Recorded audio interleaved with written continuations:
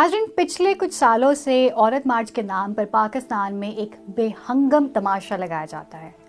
हमारा जिस्म, हमारी मर्जी। औरतों के हकूक के नाम पर अपनी टीआरपी बढ़ाने के लिए मारवी सरमद और खलीलुर रहमान कमर की लड़ाई किसे याद नहीं। उस मुल्क का बाशिंदा हूँ जहाँ बीच में मत बोलिए। चले आप उनको मौका दीजिए। Don't talk bloody nonsense, you know? और शराब। You bloody shut up. Please देखें ये। You shut up. प्लीज इस फॉरम में इस तरह हम देखें बहुत तहजीब से बात कर रहे हैं। बदतमीज हो रहा। अपनी बारी। अमेरिका में तहकीक कर रही है, बेहयाई की तहकीक कर रही मारवी है। साहिबा आप तेरी ऐसी की तैसी। मारवी साहिबा आप बदतमीजी लग रहा हो। हमारे पढ़े लिखे सहाफी न जाने क्यों ये बात समझने को तैयार नहीं है कि औरत मार्च कब और क्यों शुरू हुआ। सन 1911 में 19 मार्च को पहली बार औरतों का आलमी दिन मनाया गया और ऑस्ट्रिया, डेनमार्क, जर्मनी और स्विट्जरलैंड में 10 लाख से ज्यादा औरतों और मर्दों ने इस मौके पर काम, वोट, तरबियत और सरकारी ओहदों पर औरतों के तकर्रुर के हक और इनके खिलाफ इम्तियाज को खत्म करने के लिए निकाले जाने वाले जुलूसों में हिस्सा लिया। लेकिन इसी साल 25 मार्च को न्यूयॉर्क सिटी में आग लगने का एक बहुत बड़ा वाकया पेश आया।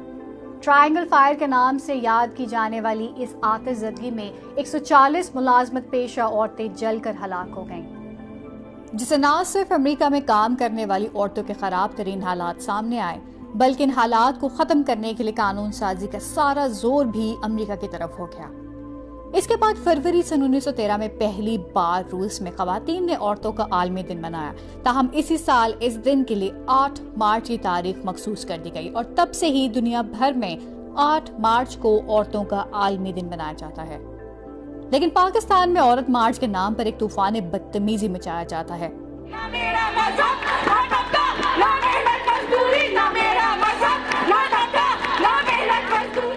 औरत मार्च के नाम पर ऐसे बैनर्स लगाए जाते हैं जो पाकिस्तान की तहजीबी रवायत से शदीद तरीन मुतसादिम होते हैं।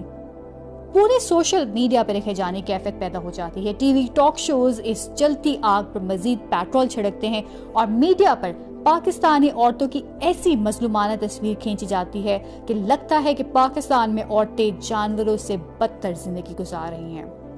इससे पहले कि मैं पाकिस्तान में औरतों की हालत ज़ार पर रोशनी डालूं, मैं इस बात की तरफ तवज्जो दिलाना चाहूंगी कि ये औरत मार्च के नाम पर एक बेहंगम तमाशा क्यों किया जाता है।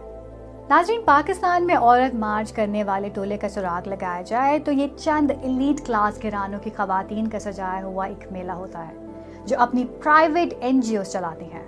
अभी आप सोचें, हम लोग सब लिबरल औरतें शहर में रहते हुए डर रहे हैं आने के, तो हम सोच भी कैसे सकते हैं। जब हम लोग स्टैंड लेंगे, जब हम लोग आएंगे, जब उन तक खबर पहुंचेगी तो फिर वो निकलेंगे, which is why we're all here।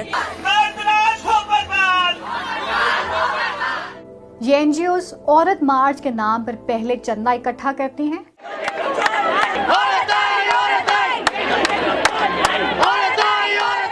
जी हाँ, इस मकसद के लिए न सिर्फ सोशल मीडिया पर चंदे की अपील की जाती है बल्कि अक़वाम मुत्तहिदा समेत यूरोपियन यूनियन की औरतों के हकूक़ के लिए काम करने वाले इदारों को ऐसे प्रपोजल्स भेजे जाते हैं जिनमें ये साबित किया जाता है कि पाकिस्तान में औरत निहायत बदतरीन ज़िंदगी गुजार रही है और हमारी NGOs इस मकसद के लिए बहुत काम कर रही हैं।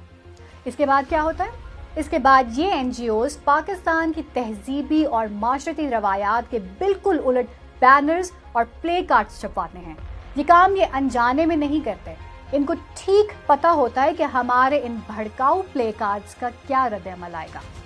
फजूल स्लोगन्स को इनकरेज किया जा रहा है और ये हमारी सोसाइटी नहीं है। आई एम सॉरी, हमें इस किस्म की शालो चीज़ों पे बात ना करनी है और ना करनी चाहिए, ना इनकरेजमेंट मिलनी चाहिए।